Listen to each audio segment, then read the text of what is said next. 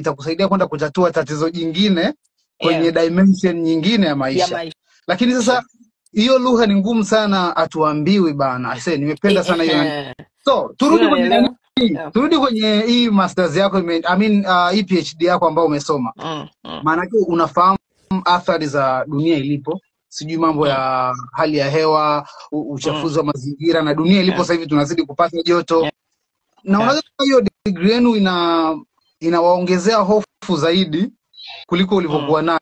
Nataka kujua how much una hofu sasa hivi ukilinganisha na kabla hujajua unayoyajua kuhusu dunia tunapoelekea.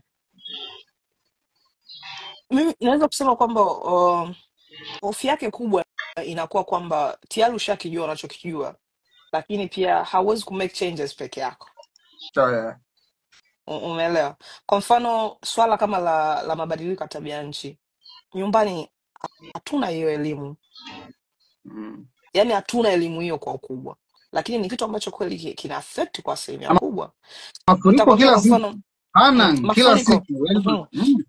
Mafuriko kila siku. Kwa hiyo kuelewa vitu kama watu tunasema mafuriko sijui nini, vile vyote vinatokana na namna maamuzi tuliyoyafanyaga huko nyuma, namna tulivyojenga barabara zetu, vitu tulivyokuwa tunavifanya, miti tulikuwa tunaikata. Huwezi kuona athari zake sasa hivi. Umeona? Kwa mfano nitakwambia huku tunapoishi Scotland, UK in general, kila kitu wanachokifanya ni kwa ajili, ni kwa sababu ya climate change. Sijui kuanzia vijiko tunavyotumia, each and everything. Nitakwambia kwa mfano mdogo sasa hivi, hii ndio imekuwa sama kwa miaka mingi iliyopita, hii ndio imekuwa sama ambayo imeingia mapema. Sisi tuna kama wiki 2 au mwezi mzima mvua haijanyesha. Ni kitu cha ajabu sana kuwahi kutokea. Lakini ni madhara ya climate change. Jua sasa hivi linawaka. Ni madhara ya climate change. Kwa hiyo sasa wewe unaweza kaelewa kwa mtu mmoja kwa sababu umevisoma hivi vitu, lakini vina affect. Nitakwambia kitu kingine. Kwa mfano hata ukija Tanzania kwa wavuvi, kuna samaki ambazo walikuwa wanazivua sasa hivi zamani, sasa hivi hazipo tena.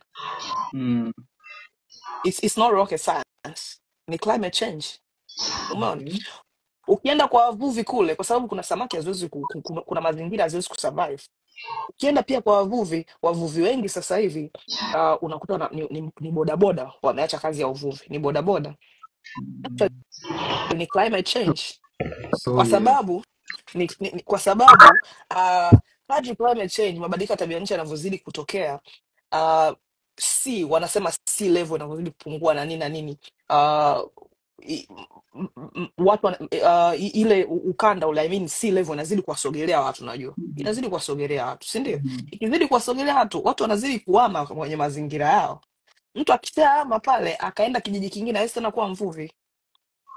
Hawezi tena kuvua, si ndio? Yeah. Atafanya biashara nyingine. Yeah. Umeona? Kwa hiyo hiyo yote inakuwa inachangia kwenye heritage. Na hiyo tu sio kwenye uvuvi, mpaka kwenye medicine, mpaka kwenye ulaji. Kuna mazao ambayo sasa hivi hayalimwi tena. Yalikuwepo zamani. Hawezi tena kusurvive kwenye mazingira ya kawaida. Yeah. Umeona? Kwa hiyo ina affect kwa asilimia kubwa, lakini ni kwa sababu hizi knowledge hatuna. Lakini kuna vitu vingi vinafanywa. Environmentalist wa Tanzania wana mikutano kila siku. Lakini hiyo mikutano inahusisha wananchi. Lugha gani mnayotumia kwenye hiyo mikutano? Umeona? Climate change. Ninaoja hapo, nataka nipandikize hapo afu niambie. Kuna tuzungumzie Africa versus Ulaya kwenye mambo ya mabadiliko ya nchi. Hizo nchi zilizoendelea tayari mna viwanda vingi sana. Kwa mfano Marekani, kiwango chake cha kuchafua hali ya hewa versus Ulaya. Sisi Afrika tunachangia 4% kama 4 tu ya uchafuzi wa hali ya hewa. Alafu at the same time tuna project kama bomba la mafuta linalotoka Uganda kupita Tanzania kuja Ohima pale. Tunaambiwa kwamba kuna vikwazo vingi Umoja wa Ulaya wameweka kwa sababu ya vitu kama hivyo. Wanasema tuzuie. Hebu niambie wewe, unahisi kuna fair hapo kwamba Afrika ndo tuna move na bidi tuchafue kidogo, lakini nyie mshachafua too much ndo mmeanza kuchukua tahadhari? Mnawezaje kubalance kati ya wakati unachukua tahadhari Afrika versus huko Ulaya? Sasa ujue huko kama ulivyosema, huko ujue wenzetu maendeleo ya viwanda yametokea zamani sana. Kwa hiyo mabadiliko ya tabia nchi, athari zake sasa hivi zinaonekana. There is no way hawezi kuruhusu chochote tena. Sijui unanielewa? Kwa sababu athari zake zilizotokea, sisi tumechelewa kwenye maendeleo ya viwanda. Kwa hiyo ndio maana wanaweka hizo limitation, kwa sababu wao sasa hivi wanaiona, yani Lakini wao ndo madhara ya climate wamechafua change dunia, yanaonekana. sisi watuachie, sisi hatujachafua sana. Sasa unajua kinachotokea bado ujue bado wana depend pia kutoka nyumbani, unajua. Mm. Kwanza ujue kwa asilimia kubwa uh, Afrika bado ni sehemu ya ulaji wa nchi zilizoendelea. Kwa Definitely. hiyo hawezi kuruhusu, ndio maana kuna mambo ya UN sio nini, hawezi kuruhusu sehemu yao ya ulaji haribike. Okay. Kujaribu Kwa kuelezea hiyo ya make sense. kwa hiyo lazima waweke vikwazo kama hivyo, lakini climate change of course tunahitaji sana hiyo elimu, kwa sababu sisi itakuja kututokea baadaye, na sidhani kama tutakuwa tuna teknolojia kubwa ya kuweza kuhimili kama huku wenzetu wana teknolojia kubwa ya kuweza at least kupambana nayo kwa miaka kadhaa inayokuja. Oh, Umeona? yeah. Kwa hiyo inabidi na sisi tujipange kweli. Inabadilisha sana maisha ya watu pasipo sisi wenyewe kuona kwa haraka haraka. Yeah. Na kuna vitu vingi vinaendelea. Tuliona juzi kwa tunaizungumzia ile kisiwa kikubwa kabisa cha Greenland ambacho kimeanza kuyeyuka kule. Kuna visiwa Indonesia kule vimeanza kupotea kabisa. Moto inawaka, tunaona misitu Marekani. inawaka. Hiyo ni okay. Ujisa ambao wao jamaa wamekufundisha, la mwisho kabisa kabla tujaingia kwenye muziki na what is next. Hayo masomo ni kama unaona kama anga ni sayansi kuliko ilivyo Mungu. Sisi tunasema Mungu anatuletea mvua, Mungu ndio everything. Kwanza ujue hawakufundishi hivyo. Lakini tunaona wanakupa maelekezo kwamba kila kitu kina sababu. Sometimes tunahisi tu ni Mungu kaleta mvua, Mungu kakataa kutuletea. Ujue hiyo ni controversial. Unajua hapo mtu anakuwa anachanganya vitu vingi. Unakuwa unachanganya akili za mwanadamu, lakini knowledge yake, lakini pia unakuwa unachanganya vitu ambavyo spiritual. Vitu vya kiimani hivyo ni uwezo kuvigusa, kwa sababu ni mtu anavyokuwa, mazingira aliyokutana nayo ndio anamtengenezea aina ya imani ya kuwa nayo. Umeona? Lakini when it comes to science, kwa mfano environmental science ni sayansi ya mazingira. Wao wanachoangalia ni namna mazingira yanavyohusiana na mwanadamu, tabia za mwanadamu, tofauti ya mabadiliko ya mazingira na jinsi yanavyo affect na solutions za kufanya. Lakini hatuendi beyond kwanza kuangalia hivyo, sijui Mungu, sijui mambo gani, kwa sababu that's hiyo ni imani yake. Mungu ni imani, unajua. Umeona? Mimi nakuaga na imani fulani hivi, naniambia tumbo likiniuma ni kila tangawizi napona. Kwa hiyo nikiumwa na tumbo, trust me, hakuna dawa yote utakaonipa nikaimeza kanisaidia.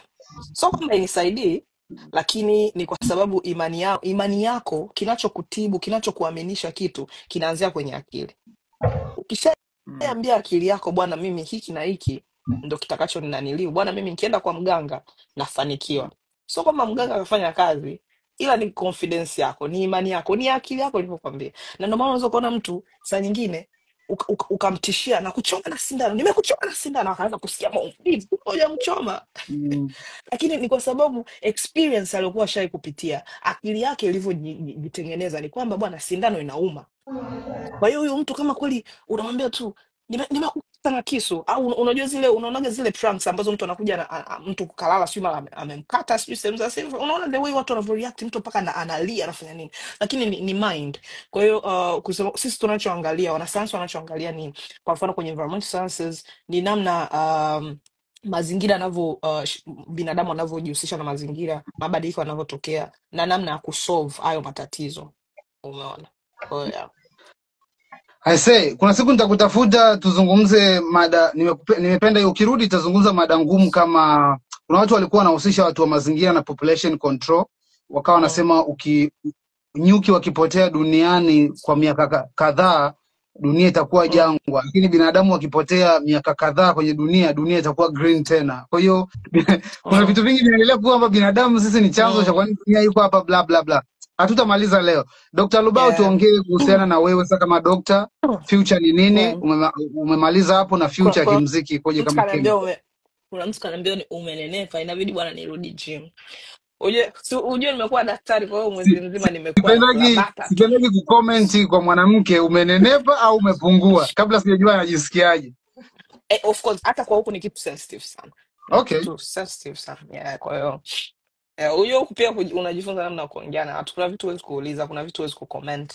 Lakini kwa nyumbani, hapo tunarudi tena kwenye culture, unajua. Kwa nyumbani saa nyingine inakaa kama sifa. Lakini kuna kitu kinachokaa kama sifa nyumbani, huku it's not. Yeah. Kwa hiyo umeniuza kuhusu nini? Kuhusu mziki? What next wewe kama Chemical na kama Dr. Lubao? Kusema kweli kwanza kwa sasa hivi najua watu wengi wanatamani kujua unafanya nini sasa. Mimi kusema kweli sasa hivi nakula, I'm just enjoying being Dr. Chemical. Yani nataka tu nijipe na muda, kwa sababu mimi kiukweli sijawahi kujiona nikichukua likizo. Nimekuwa yani nikifanya vitu vingi back to back, na kuna namna najisikia kama nahitaji kidogo mapumziko ambayo sifikirii what's next, sifikirii kufanya nini na vitu kama hivyo, kusema ukweli ninapojiona. Kwa hiyo nachukua likizo at least ya miezi kadhaa, nirudi kwenye akili yangu sani. Unajua PhD na kuendelea vitu vingi, sana, watu wanachanganyikiwa. Kwa hiyo inabidi nirudi kwanza, akili yangu ikae sawa, nijisahau kwamba sasa hivi okay, nimemaliza wanafunzi, nitoke kwenye hiyo lakini nataka nirudi nyumbani. Narudi nyumbani, kuna vitu tu navimalizia, narudi nyumbani. Na mtu asisi kama Chemical ataacha mziki. Mimi sio kitu ambacho haziko kwenye plan yangu. Nitaendelea kufanya mziki, lakini sasa hivi nitaendelea kufanya pia um, kwa namna kubwa zaidi, sio tu kama passion. Nitaendelea kufanya kwa namna ambayo unawafikia watu, unakuwa ni sauti ya watu pia, unaona. Kwa hiyo unaongelea watu, naongelea vitu ambavyo vimefichwa kwenye taaluma, watu havioni na vitu kama hivyo, kurudisha feedbacks kwa watu na vitu kama hivyo. Lakini natamani kurudi very soon. Nimemiss nyumbani, nimemiss chakula, nimemiss kufanya mziki pia. Kwa hiyo nitarudi, nitafanya mziki kwa aina kubwa, lakini sio tu mziki. Natamani kukaribisha organization, institutions tofauti tushirikiane, hasa katika kuendelea kuinspire vijana wadogo zetu. Unajua, nimepokea messages nyingi sana, watu wanakuwa inspired, umewezaje, umefikaje hapa. Natamani niwe na darasa ambalo nitakuwa naweza kushare experience zangu, kuwasaidia watu wengi ambao wanahisi labda nikiwa na sanaa, nikiwa msanii nitaacha shule niendelee, lakini mimi ni mfano, unaweza kufanya vyote na ukavimudu na ukavifanya vizuri. Kwa hiyo nakaribisha kwa sasa hivi, kwa sababu mimi sasa hivi na vitu vingi. Mimi ni mwanamuziki, ni mwalimu. Kwa hiyo nakaribisha watu kutoka sehemu tofauti, umeona, kwenye kuhakikisha kwamba tuna empower youth empowerment, kwenye mambo ya mazingira, kwenye mambo tu ya sanaa, kwenye mambo ya vitu vingi. Mimi ni researcher. Yeah. Okay, I can do a lot of things. Hongera sana kwa mara nyingine Dr. Lubao, na karibisha sana Madini.com kwa sababu tuna platform ambayo nimeanzisha pia kuzungumza na vijana wa vyuo vikuu na vijana intellectuals Tanzania. Na nafurahi sana kuona tunapata wasanii kama wewe, ambayo huwa ilikuwa inaniumiza sana kama producer wa Planet Bongo kwamba kuna event ambazo unaona hizi event ni event za watu fulani hivi, lakini wasanii wanaopelekwa ni wale wanaohudumia, yani wanafunzi, perform kwa wanafunzi, ndio huyo ana perform kwa wauni wa mtaani, ndio huyo ana perform kwa viongozi wakuu. Unajua, hatuna hiyo class ambayo ilikuwa inanisumbua. Kwa hiyo I really enjoy kuwa na watu kama wewe. Sasa mimi kwa mfano natoa mfano kitu ambacho kilikuwa kinanisumbua sana, na kitu ambacho nilikuwa naona kama hii ni unique challenge. Yani challenge sio tutaibadilishaje?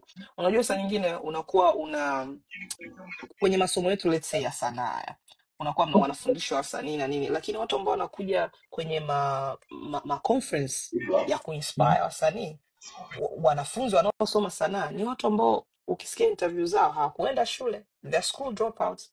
Kwa sasa unakuja, ni mfano ni vizuri, lakini kwenye upande wa taaluma inajenga picha nyingine kabisa, kwamba kwa nini sisi kutoka shule hatuwezi kutengeneza mtu ambaye leo hii ataitwa aje kuwa kama mfano wa wanafunzi wanaosoma degree ya sanaa. Umeona? Kwa hiyo kusema kweli kuna changes nyingi inabidi tufanye kuonyesha kwamba kweli tunachofanya kina faida. Umeona? Sasa unajua umeongea hiyo issue ya tulikuwa hatuna wasanii wanaweza kuinspire wanafunzi. Hata zile issue tunaenda mkoa fulani, tunaenda kufanya tamasha, inabidi tuende shule fulani. Ukiangalia wasanii ambao wanaenda kwenye hiyo shule kufuatilia maisha yao, unasema unashindwa Unaweza kujua ukachukulia unaweza ukachukulia ni kitu kwa juu, unaweza kukiona ni kitu cha kawaida sana, lakini kina impact kubwa sana kwa wale wanafunzi, kwa sababu mtu anakuja anaona okay, what the point, mimi nafanya nini hapa sasa? Kama unafanya sio kwa ubaya, ni kwa uzuri, lakini pia waliopo ambao wanaweza kuminspire yule mwanafunzi wote ni madaktari, hawa practice wanachokifanya. Yani kwa mfano man. Yeah. unajua practice wanachokifanya unakuta ni maprofesa, madaktari, lakini ili nione kwa mfano tunafundisha kwa mfano, inabidi nimuone ambaye yuko kwenye hii level ya elimu, lakini pia anafanya kile ambacho anakisomea. Umeona? Kwa hiyo inakuwa inasikitisha sana. Unaona hizo conference ambazo wanaalikwa wasanii wengi wanaendaga kuongea pale na wanafunzi, unawaona someni jamani, mtu anamwambia someni, lakini mtu akiwa kuangalia Yani itamsaidia nini? tunachanganya umaarufu na uelewa. Yaani mtu akishapata umaarufu tunahisi ana uelewa wa kwenda kila mahali. Kwa hata kwenye hizo places, ndio maana nasema tena walimu wetu pia waangalie namna ya kumfundisha mwanafunzi kila alichokisomea aende kukifanya huko nje na akashine. Kwa hata sisi wanafunzi wetu wanafunzi darasani